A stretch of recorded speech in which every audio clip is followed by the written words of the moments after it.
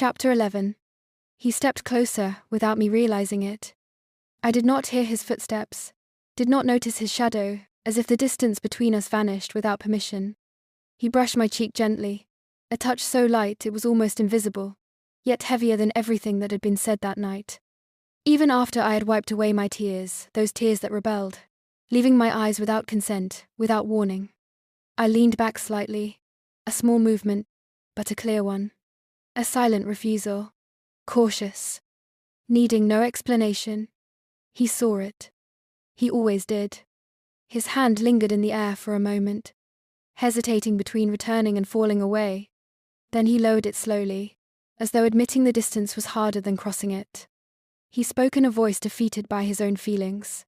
Not angry, not commanding, but the voice of a man, worn down by patience, exhausted by restraint. Enough, Emma. Let us be honest. He paused, as if searching for courage in the words that followed, or fearing that once spoken, his last defenses would collapse. Just Raymond and Emma. My name hung between us like a living memory. Not a title, not a formal address, but something deeper, something that had once been natural and had now become dangerous. My heart did not calm. It trembled even more, because in that moment, I knew what he was asking for was not a simple honesty, but a confrontation with the past, with what had been buried yet never died, with feelings whose fate had never truly been decided. And between my desire to flee, my fear of staying, I stood powerless, as though balanced on the edge of a single word, capable of changing everything. I didn't want to understand what he meant. His words unsettled something inside me far more than my face allowed to show. I don't understand, my lord, I said carefully, as if stepping onto uncertain ground. What is it that we should be honest about? I hesitated, then added in a lower voice, more defensive than questioning. I don't believe I've ever lied to you, not even once. The truth was the only thing I had left, and yet, it felt insufficient. He looked at me for a long moment, a gaze that carried no open accusation, but no full belief either, as if his eyes were searching for something I hadn't said, not a lie I had spoken. Then, without answering, he turned away.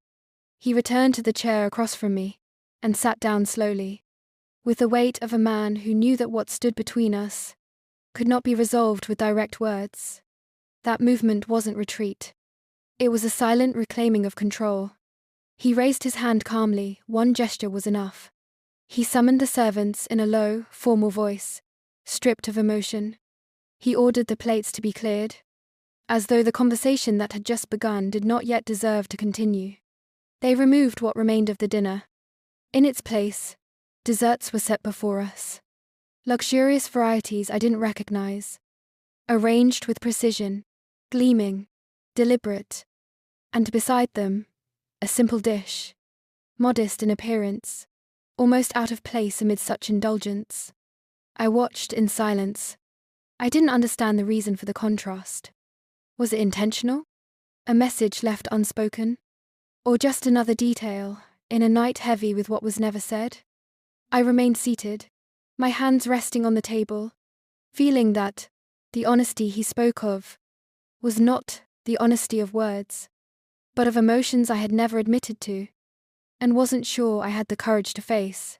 I looked closely, as if my eyes were trying to confirm what they were seeing.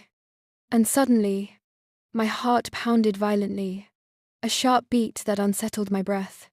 That dish, the least ornate, the least concerned with appearance, the farthest from the exaggeration that flooded the rest of the table. I knew it well. Bread with molasses. It wasn't just food. It was a memory, placed deliberately in the middle of all that calculated luxury. Something simple, poor, almost forgotten, yet it screamed inside me louder than any lavish plate. It was the only sweet thing we could afford.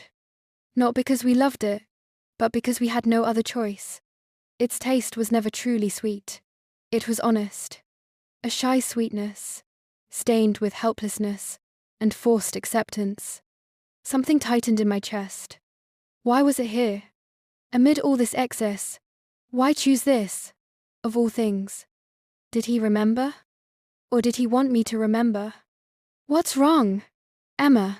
He asked softly, his voice a mixture of warmth and hidden curiosity. Go on. Taste this dessert. You'll surely like it. I know it suits your palate. I smiled shyly, trying not to let my hands or voice tremble, while he watched me with calm eyes, filled with that quiet authority that never wavered. Then he spoke more quietly, as if speaking to himself rather than me. As for me, I only like this one. He deliberately pulled the plate toward me. Among all the other dishes, bright, ornate, decorated with excess. At first, I couldn't understand why he clung to something old, simple, poor, like this. He raised his eyes to me, his voice carrying the warmth of memory, yet firm, as if the acknowledgement needed no other words. You always used to bring this to me when we shared lunch in the field. The calm in his tone, the intimacy hidden behind that silent control, made my heart beat in a way I could no longer contain. That bread with molasses was not just food. It was a connection between past and present, between what we once were and what we have become now.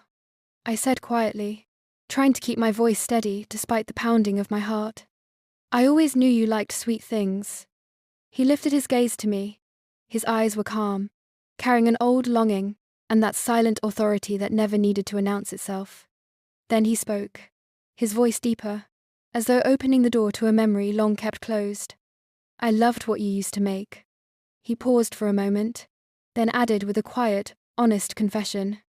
I always did. I swallowed, feeling the weight of my next words before I allowed them to escape. Then I said, softly, almost in surrender, you were my family. He answered in a low voice, but something in it shifted, something that trembled beneath the calm. Were? It was not just a word. It was a question. Am I not anymore? I looked at him, flustered, suddenly aware that I had said more than I meant to. My breath faltered before I managed to reply. You have your own family now, children of your own. I was your family, when we were all we had.